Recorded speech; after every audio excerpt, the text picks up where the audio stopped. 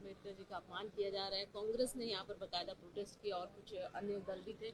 क्या क्या कहेंगे इस विषय पर? बाबा साहब ने कहा था कि जो संविधान में समता के अवसर दिए गए हैं, एजुकेशन में, राजनीति में और आर्थिक स्थिति सुधारने में, तो एक समय ऐसा आएगा कि वंचित वर्ग के लोग भी पढ़ लिख कर आर्थिक रूप से मजबूत होकर आगे बढ़ेंगे और 21वीं सदी कमजोर वर्गों के लोगों की होगी। तो आज जब आपने कहा कि बहुत सारी पार्टियों ने जय भीम के नारे लगाए, तो दिल में बड़ी खुशी हुई कि जय भीम के नारे लगने चाहिए।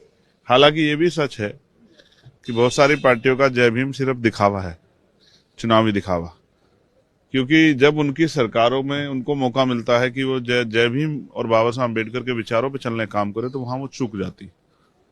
तो ये बड़ा दुखद है। सिर्फ दिखावे के लिए बाबा साहब अम्बेडकर के नाम का प्रयोग नहीं होना चाहिए। एक बड़ी चिंता जो है, कल से जो राज्यसभा में होम मिनिस्टर ने जो बयान दिया है, हालांकि उनका जो बयान था वो पूरे रूप से वो कांग्रेस पे एक हमला था, लेकिन जिस तरह के शब्दों का प्रयोग उन्होंने किया उससे एक बड़ा आक्रोश जो है हक वंचित समाज में है, उनमें गहरी चिंता है।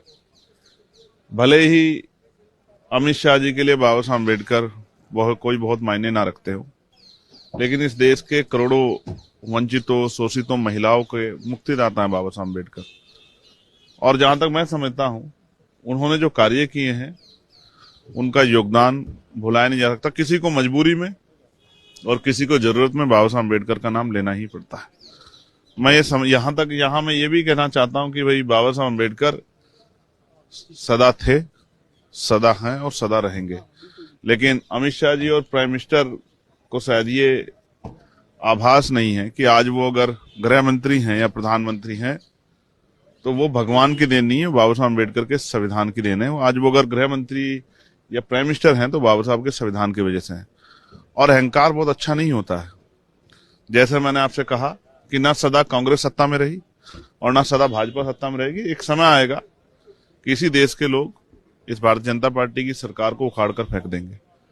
तो मैं स्पष्ट रूप से कहना चाहता हूं कि इस तरह का बयान अम्बेडकरवादी तो किसी भी कीमत पर बर्दाश्त नहीं करेंगे। पूरे देश में अम्बेडकरवादियों में इस बात को लेकर गुस्सा है और मैं स्पष्ट तौर पर कहना चाहता हूं कि ये बयान जो है शर्मनाक है। लेकिन जो इस बयान के नाम पे नारे लगा रहे हैं, उनको भी कहना चाहता हूं कि जहां उनकी सरकार है वहां बाबा साहब अम्बेडकर के विचारों के आधार पर आप सरकार चलाएं, तो शायद जो है बाबा साहब अम्बेडकर का नारा लगाना, जय भीम का नारा लगाना सफल हो पाएगा। तो यही वजह थी आज आप इस प्रोटेस्ट में शामिल नहीं हुए या होना नहीं चाहते? नहीं, मैं अपना प्रोटेस्ट कर रहा हूं। ये अम्बेडकर आर्मी है।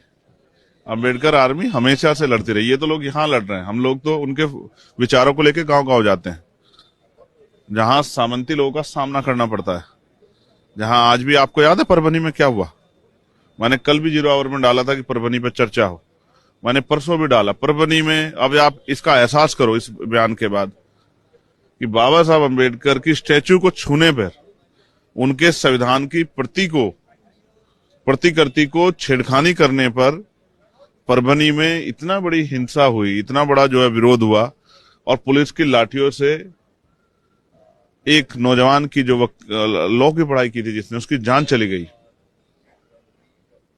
संतोष सूर्यवंशी, सोमनाथ सूर्यवंशी। आप ये महसूस करके देखिए कि जब हम बाबा साहब के संविधान की प्रतिकृति को नहीं छूने देते, उसका अपमान नहीं बर्दाश्त कर सकते, और बाबा साहब की स्टैच्यू का अपमान बर्दाश्त नहीं करते, तो बाबा साहब का अपमान बर्दाश्त कर लेंगे?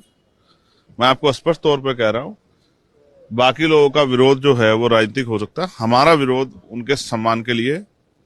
और अगर उनके अपमान कोई करने का प्रयास करेगा तो हमारे लोग उसको छोड़ेंगे नहीं। आने वाले समय में संविधान की शक्ति और वोट की शक्ति से अपने ऊपर हुए इस हमले और अपमान का बदला जरूर लेंगे।